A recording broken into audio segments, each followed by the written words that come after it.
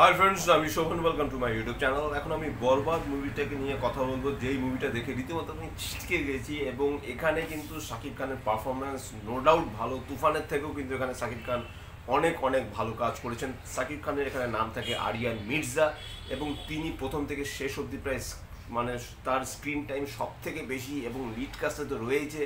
এবং শাকিব খানের অভিনয় দেখে রীতিমতো আমি ছিটকে গেছি, যেটা আমি চরকি ওটিটি প্ল্যাটফর্মে দেখলাম। এটা অ্যাকচুয়ালি 31 মার্চ 2025 বাংলাদেশে রিলিজ করে ঈদের সময়, এবং পরবর্তীকালে চরকি ওটিটি প্ল্যাটফর্মে 7 জুন 2025 রিলিজ হয়। আমি ডিউরেশনের কথা যদি বলি, 2.5 ঘন্টা এই সিনেমার ডিউরেশন। এই মুভিটা written and directed by Mehedi Hasan হৃদয়। আমার তার কিন্তু ডিরেক্টিং পোর্শনটা যথেষ্ট ভালো লেগেছে। মিউজিক ডিরেক্টর হলো এখানে আরাফাত মহসিন। তা কেমন হলো আমি যদি বলি, ফার্স্ট হাফের থেকে আমি কিন্তু সেকেন্ড হাফটা এখানে ফার বেটার মনে করেছি। এবং এখানে কিন্তু একটা স্টোরি রয়েছে, স্টোরিটা এত মানে টাইট এবং এতটা ভালো, যার জন্য কিন্তু কোথাও কি গিয়ে কিন্তু কোনো বোরিং ব্যাপার মনে হয় না। তা কে এই আরিয়ান মির্জা? এবং এখানে ইদিকা পালের নাম থাকে নিতু, এবং তার এক বড় দিদি থাকে, তার নাম থাকে অ্যাকচুয়ালি মিতু। মিতু আর নিতু দুই বোন। সে তারও এখানে একটা স্টোরি রয়েছে। কিন্তু এখানে সাথে সাথে যে চেঞ্জ, নিতুর যে ক্যারেক্টারটা এত মানে ভার্সিটাইল একটা ক্যারেক্টার, এবং নিতুর ক্যারেক্টারটাকে এত সুন্দরভাবে লেখা হয়েছে, যেটা আমার খুব ভালো লেগেছে। মানে এখানে কিন্তু শুধু সাকিব খান করে চেঁচালেই কিন্তু হবে না। যতই সাকিব কিন্তু আমার এই ভিডিওটা দেখুন না কেন, আমি কিন্তু বলবো সাকিব খানের পারফরমেন্স যথেষ্ট ভালো। কিন্তু তা সত্ত্বেও তার ক্যারেক্টারের সাথে ইদিকা পালের ক্যারেক্টারটাকে যেভাবে বিল্ড আপ দেওয়া হয়ে গেছে, যেভাবে ক্যারেক্টারটাকে লেখা হয়েছে, খুব স্ট্রং একটা ক্যারেক্টার। এই ক্যারেক্টারটা আপনি যদি সরিয়ে রাখেন, তাহলে কিন্তু আপনি বরবাদ মুভিটায় শুধু বরবাদই থাকবে। অ্যাকশন সিকোয়েন্সেস নিয়ে তো কোনো কথা হবে না, দুর্দান্ত রকমের অ্যাকশন সিকোয়েন্সেস রয়েছে এই মুভিতে। কিন্তু যিশু সেনগুপ্ত ক্যামিওই আমি বলবো, তার তার পারফরমেন্স খুব কম। তার যে ক্যারেক্টারটার নাম থাকে ফারহান, সে হঠাৎ করে আসে এবং হঠাৎ করে উধাও হয়ে যায়। মানে অ্যাজ এ অ্যান্টাগনিস্ট হিসেবে কিন্তু আর একটু মানে যিশু সেনগুপ্তকে ইউজ করা হতো, সেটা করা হয়নি। তো যাই হোক, সেটা হয়তো গল্পের খাতিরেই করা হয়নি। কিন্তু তারপরেও বলবো যে আমি যেভাবে প্রথম থেকে শেষ অবধি যেভাবে গল্পটাকে এগিয়ে নিয়ে গেছে, স্ক্রিন প্লে যথেষ্ট ভালো, গানগুলো বেশ ভালো। ফার্স্ট হাফের গানগুলো যদিও হঠাৎ হঠাৎ করে চলে আসে, সেটা আমার একটু অন্যরকম লেগেছে। কিন্তু তারপরেও আমি বলবো যে এই মুভিটা কিন্তু যথেষ্ট ভালো।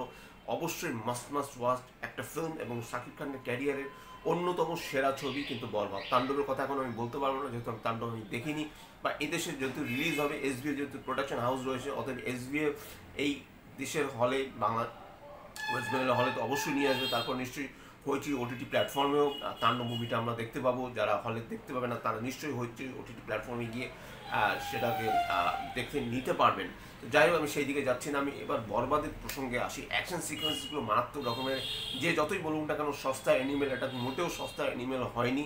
এটা অনেক হাই ভ্যালু অ্যানিমেলই হয়েছে। কিছুটা অ্যানিমেলের মতো একটা ভাইব রয়েছে এখানে। মিশা সওদাগরের আমার অ্যাক্টিং যথেষ্ট ভালো লেগেছে। তার এখানে সে যেন তার তার এক্সপ্রেশন দিয়েই তার ডায়লগ ডেলিভারিগুলো দিয়েছে। এখানে তার নাম থাকে হলো আদি মির্জা। যথেষ্ট প্রভাবশালী একজন ব্যক্তি, যথেষ্ট স্ট্রং একটা পার্সোনালিটি, এবং তার সে যে কতটা পাওয়ারফুল সেটা কিন্তু একটা জায়গায় বোঝা যায়, যেখানে পুলিশ গিয়ে চেস করছে একটা গাড়িকে।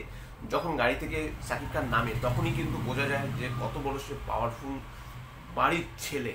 এবং শুরুতেই একটা সিকোয়েন্সেস রয়েছে, সেই সিকোয়েন্সটা কিন্তু মারাত্মক। অ্যাকশন সিকোয়েন্সেস নিয়ে তো কোনো কথা হবে না।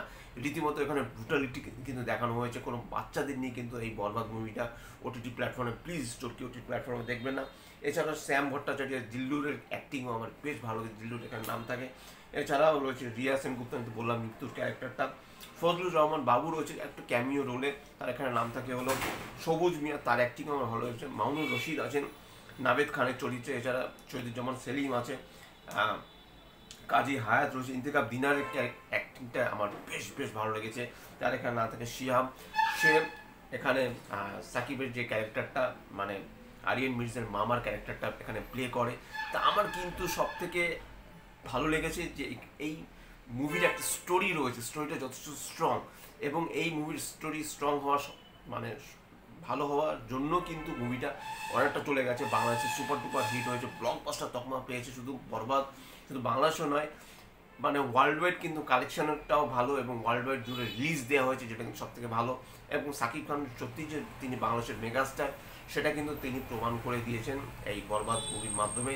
এখানে আমি আর বেশ কিছু রিভিল করতে চাইছি না, এখনও অনেকেই দেখে উঠতে পারেনি। আমি এতটুকু বলবো, আপনারা চটকি ওটিটি প্ল্যাটফর্মে যান, সেখানে গিয়ে বরবাদ মুভিটা দেখুন। আশা করি আপনাদের বেশ ভালো লাগবে। গানগুলো খুব মিষ্টি, খুব রোমান্টিক গান, এবং ইদিকা পালের সাথে কিন্তু শাকিব খানের যে তাদের মধ্যে যে কেমিস্ট্রিটা কিন্তু ঠিকঠাক মতো জমে গেছে বলে সিনেমাটা দেখতে আরও সিনেমাটিক ওয়েতে চলে গেছে। 70 স্ক্রিনের জন্য এটা মুভি, এটা কিন্তু একটু ওটিটি প্ল্যাটফর্মের জন্য নয়। যাই ওটিটি প্ল্যাটফর্মের পরে চরকিতে নিয়ে এসছে কিছু কারণে, যদিও চরকির সাথে তাদের একটা ডিল হয়েছে বলেই নিয়ে এসছে। তা আমি এতটুকুই বলবো যে আপনারা কিন্তু শাকিব খানের যারা ফ্যান ফলোয়ার্স তারা শুধু নয়, বাকি যারা রয়েছে তারাও কিন্তু এই মুভিটা দেখুন। আশা করি ভালো লাগবে, এবং তুফানের থেকে হাজার গুণ কিন্তু ভালো সিনেমা হলো বরবাদ। এটা বলে আমি আমার রিভিউ শেষ করছি। যদি আমার চ্যানেলটা ভালো লাগে তাকে লাইক, শেয়ার, কমেন্ট এবং সাবস্ক্রাইব করতে ভুলবেন আমার চ্যানেলকে। ইনস্টাগ্রামের লিঙ্ক, ফেসবুকের লিঙ্ক এবং ইউটিউবের লিঙ্ক আমার ডেসক্রিপশন বক্সে দিয়ে দেওয়া হয়েছে, সেখান থেকে আপনি কানেক্ট করতে পারেন। Till then, stay tuned, tata.